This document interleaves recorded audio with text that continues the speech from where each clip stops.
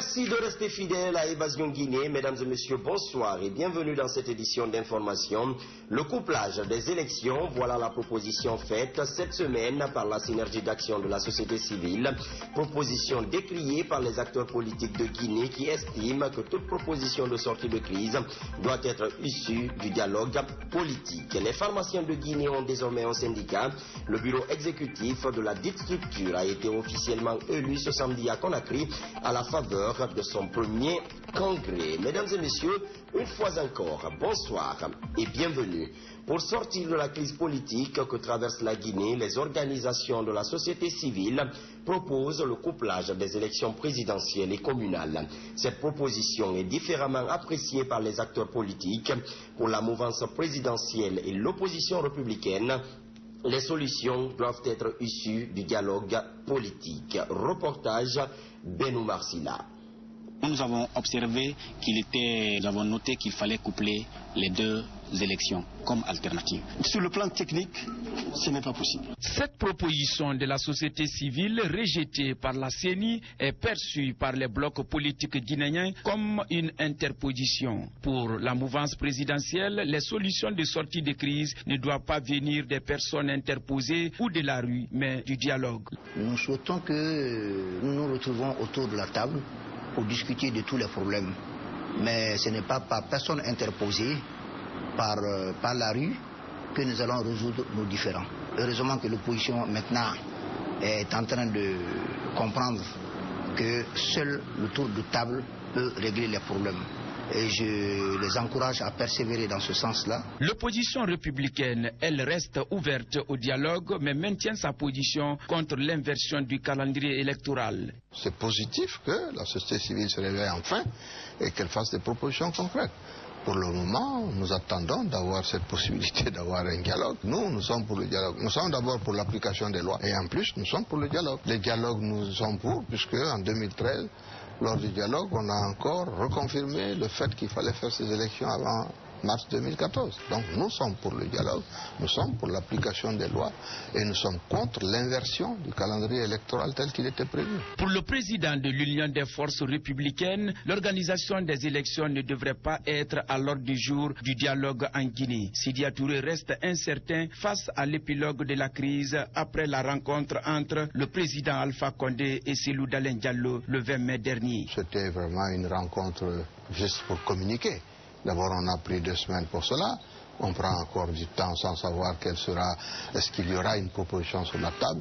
J'estime que la mise en place des institutions en Guinée, les élections, méritent mieux que cette façon de faire qui, à mon sens, vraiment ne donne pas une bonne idée de notre pays. À moins de 5 mois de la présidentielle, le calendrier électoral fait toujours l'objet des débats dans le pays. Mais en attendant, les partis remobilisent leurs bases pour la conquête ou la reconquête de l'électorat.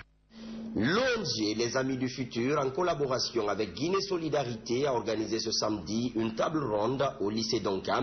L'objectif était d'interpeller les jeunes sur la politisation de l'ethnie utilisée actuellement par les politiques pour accéder au pouvoir. Au cours de cette rencontre, ces jeunes ont interpellé les leaders politiques de tous bords sur l'enjeu des discours politiques basés sur l'ethnie. Les précisions avec Manian Condé.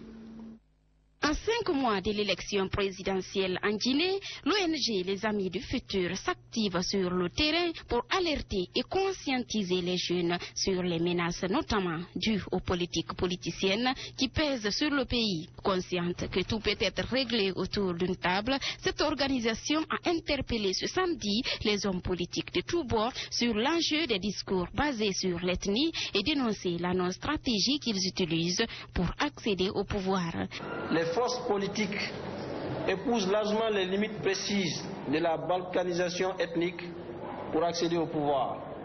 Le rêve de voir une Guinée unie dans la diversité devient de plus en plus évanescent. L'unité nationale est en train de partir en lambeaux. La jeunesse, représentant 74% de la population, est utilisée comme bétail électoral à un moyen de contestation ou d'enracinement au pouvoir. C'est au vu de toutes ces pratiques qui ne favorisent guère l'émergence d'une jeunesse responsable et engagée dans la lutte pour une Guinée unie et prospère que cette table ronde de discussion est initiée par le LAF autour d'un sujet qui a fait l'objet d'un ouvrage écrit par notre frère Alioune Ba. Le but de cette organisation de jeunes est de faire une distinction nette entre la politique et l'ethnie afin d'éviter au pays de tomber dans le chaos, d'où ces recommandations à l'endroit du peuple de Guinée. Il faut que chaque Guinéen soit d'abord citoyen et non membre d'une ethnie. Il faut que chaque Guinéen soit différent de sa propre différence, qui s'élève au-dessus de son ethnie pour arborer fièrement le costume de citoyen guinéen avec des droits et des devoirs. Et c'est avec ces droits et des devoirs qu'on va aux élections, qu'on choisit un candidat, qu'on vote pour un projet politique. Et c'est ce qui peut nous permettre à cette démocratie qui est toute jeune, qui a 25 ans, de pouvoir frayer son chemin petit à petit. Cette sensibilisation qui s'est tenue au lycée Donka va s'étendre sur tout le pays et devrait permettre de sauver les jeunes des manipulations politiques, surtout quand on sait que les enseignants du pays se sont aussi lancés dans la politique pour, dit-on, soutenir leurs collègues. L'Organisation mondiale de la santé a procédé ce samedi à la remise d'équipements à la coordination nationale de lutte contre Ebola. C'est un don composé de gants d'examen, de pulvérisateurs, de dispositifs de lavage des mains, mais aussi d'incubateurs pour procéder à l'examen du sang. Destiné au personnel soignant, le don s'élève à plus de 1 milliard de francs guinéens. Youssouf Diaby, Idiap Diallo, reportage.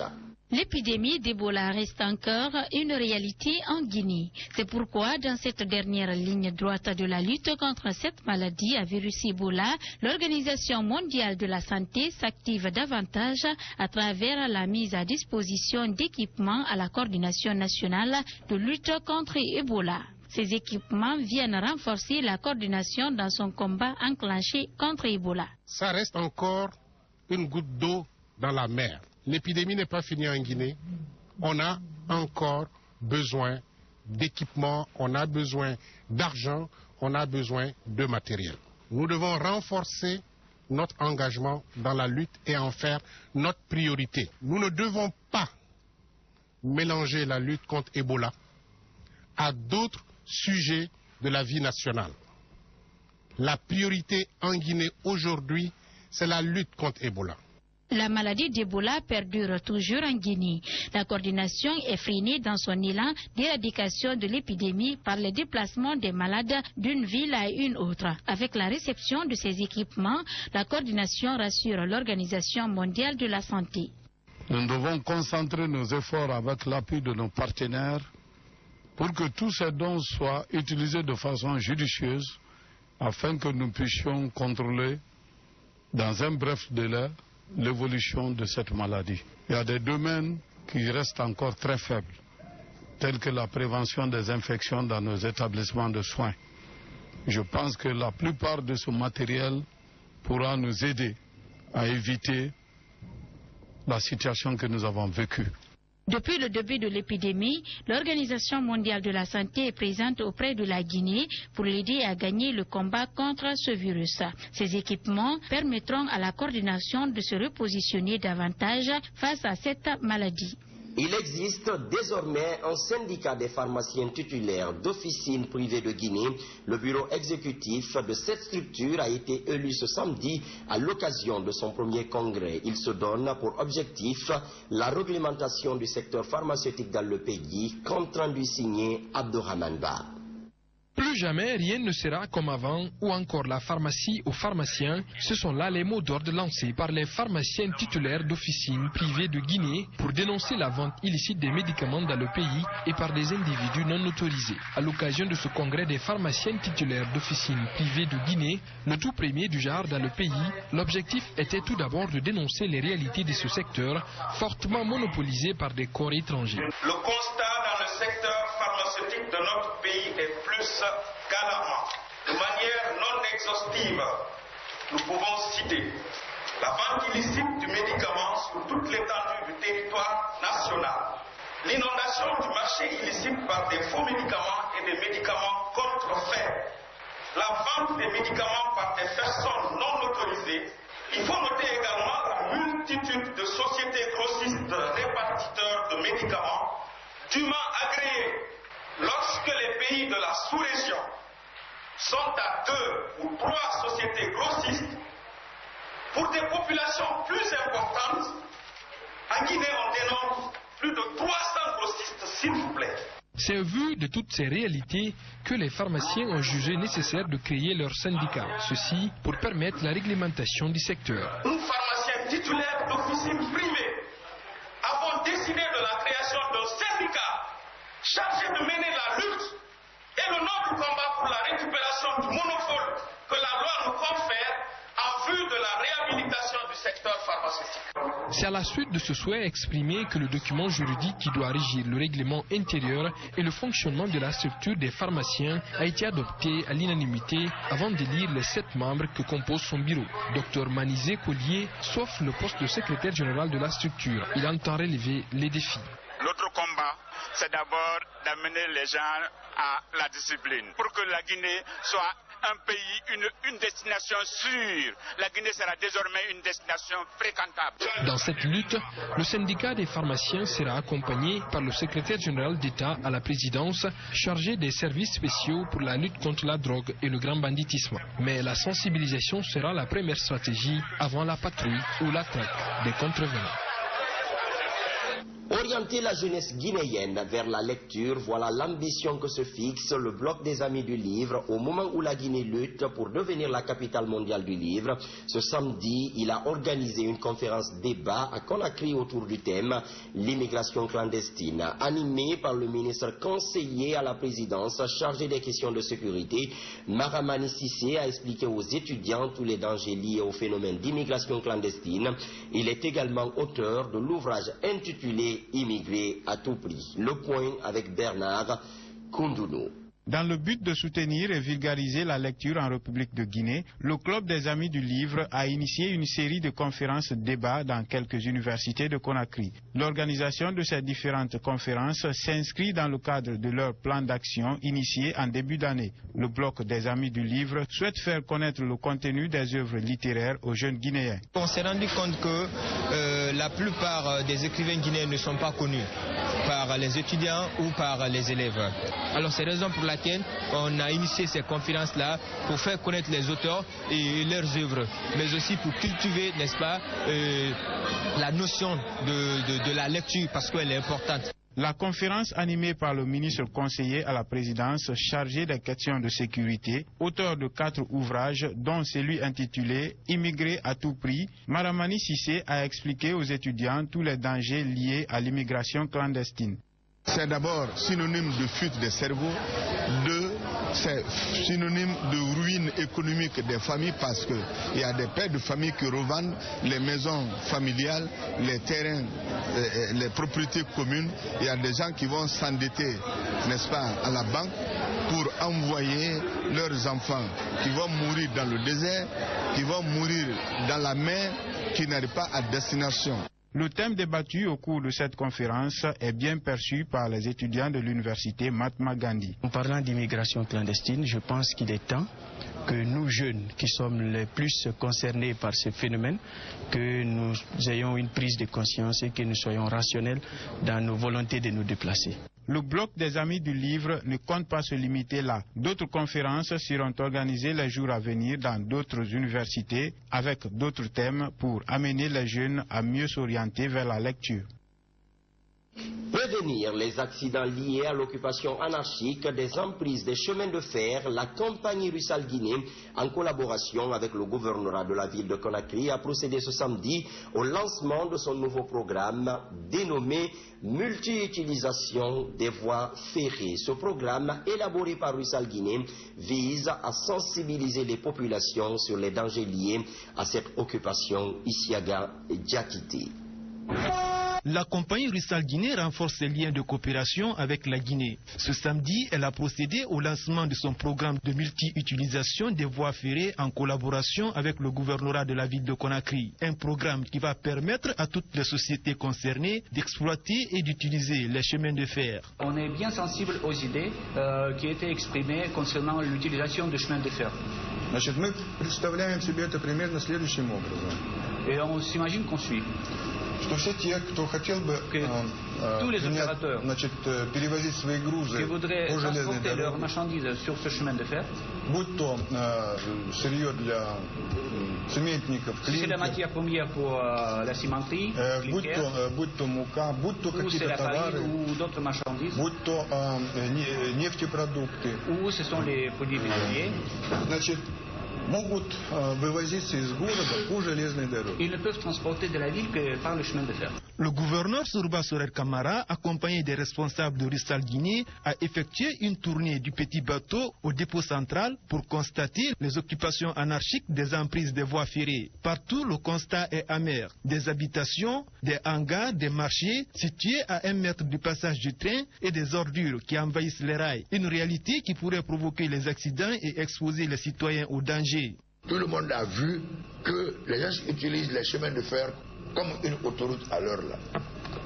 Tout le monde a vu que les marchés prolifèrent le long des rails et même sur les rails. Tout le monde a vu que les maquis, les nids de boissons sont là et qui poussent les soulards à se coucher sur les rails. Tout le monde a vu ce qui n'est pas bon. Pour la réalisation de ce programme, le directeur général de Rustal Guinée demande l'implication forte de l'État. Rien faire sans l'État. Значит, если государство тоже не приложит свои Voilà, si усилия l'État n'applique pas leurs efforts по расчистке вот этой вот зоны pour dégager cette zone de sécurité, я думаю, что если мы сегодня уже, значит, приступим к этой работе, si on commence ce travail aujourd'hui, дальше продвинуться. voilà, nous pouvons bien avancer. Значит, я благодарю господина губернатора за Je его remercie слова monsieur le gouverneur pour ses paroles. о том, что вот эта программа должна быть Ce programme doit être élaboré et réalisé. Il faut signaler que la prochaine démarche consistera à renforcer la sécurité ferroviaire, l'assainissement des voies de Rustal, la destruction des constructions anarchiques, à en croire Souriba Sorel Kamara. Forever Living Product a célébré ce samedi à Conakry sa journée de succès dans le pays. Au cours de cette célébration, plusieurs distributeurs ont été décorés pour le service rendu à cette compagnie. Nabi Kamara, Lansana Traoré, reportage. Cette célébration qui a connu la participation de tous les distributeurs des produits Forever Guinée a permis aux uns et aux autres d'avoir une idée sur les objectifs de la compagnie Forever. Alors l'objectif principal est en deux de Forever Living Product. C'est la santé financière et la santé physique. Ce que nous offrons, c'est une grande gamme de produits, de près de 200 produits qui sont destinés à aider le corps humain à absorber un petit peu mieux, à se régénérer un petit peu mieux et à être en meilleure santé de manière générale. Mais vous avez aussi l'aspect financier car nous avons mis en place un plan marketing qui permet aux différents distributeurs que l'on appelle maintenant FBO de parrainer d'autres personnes et de les faire entrer dans le business. Au cours de ce moment de fête, plusieurs distributeurs des produits Forever ont été récompensés pour le service rendu à cette compagnie. Une réjouissance pour les récipiendaires. C'est un moment très spécial dans l'histoire de ma vie car je suis reconnu aujourd'hui parmi 12 millions de distributeurs dans le monde et 6 000 distributeurs en Guinée. Si on est reconnu là parmi toutes ces personnes-là, qu'on est reconnu parmi les meilleurs, c'est tout simplement de la joie. Bon, mon sentiment est un sentiment de joie, de reconnaissance, de fierté par rapport à ce que nous avons fait, pas seul, avec tous les distributeurs guinéens. Présent dans le monde depuis 35 ans, Forever est un programme avancé de nutrition, de nettoiement et de perte de poids. Et en 2015, la compagnie Forever a réalisé un chiffre d'affaires évalué à 2,6 milliards de dollars américains. C'est une réalité qui saute aux yeux. Conakry, jadis appelée la perle de l'Afrique, présente une mauvaise image à la face du monde. Pour voir cette triste réalité, il suffit de se promener à travers la capitale guinéenne. Dans la haute banlieue de Conakry, le constat est plus qu'alarmant. Reportage Néné Oumou Baldé. Les caniveaux remplis d'immondices, des tas d'ordures ménagères, des fumées, c'est l'image que présente la capitale guinéenne, et cela malgré les efforts du gouverneur de la ville de Conakry dans sa lutte contre l'insalubrité. Pour preuve, il suffit de sillonner quelques quartiers de la capitale pour voir les réalités. À Kouza, tout près du camp Carrefour, dans le secteur Nassourulaye 2, les habitants de ce quartier cohabitent avec un tas d'ordures. Ils ont peur de contracter des maladies à cause de la fumée qui se dégage dans ce dépotoir d'ordures. Cela fait plus d'un an, nous vivons dans ça. Des fois, nous sommes obligés de nous déplacer les matins pour éviter de tomber malade. Moi, je veux même quitter ici. La fumée nous fatigue beaucoup. La fumée là, ça sent mauvais. Les gens qui passent ici, ça les dérange. Ça là, ce n'est pas bon pour respirer. Ça pollue l'air. Il y a de quoi avoir peur avec cette fumée. Une conviction d'un spécialiste de santé. Pour lui, ces fumées peuvent provoquer plusieurs maladies, notamment des maladies respiratoires. Exactement, les gens sont exposés à beaucoup de maladies, mais notamment les maladies respiratoires. Vous savez, l'air est pollué et vraiment c'est l'air là qu'on doit respirer. Et quand une fois que c'est pollué, d'autrement on est exposé à ces maladies respiratoires. Et ces maladies respiratoires aussi peuvent se compliquer dans d'autres maladies cardiovasculaires. Il faut réellement les dégager sans les incinérer. Et sans quoi ça peut polluer davantage la nature. La question que l'on se pose, c'est de savoir quand Conakry sera débarrassé de ces immondices, quand on sait que des sommes faramineuses ont été débloquées pour rendre Conakry propre. Si la capitale Conakry présente une triste image à la face du monde, la préfecture du Farana, elle, renverse la tendance. Dans le Sankara, certaines femmes regroupées en associations s'investissent dans l'assainissement de leur ville depuis des années. Ces femmes balayeuses ne bénéficient d'aucune assistance de quelque nature que ce soit. Elles évoluent avec leurs propres moyens. Les précisions avec Abdourahmane Ba.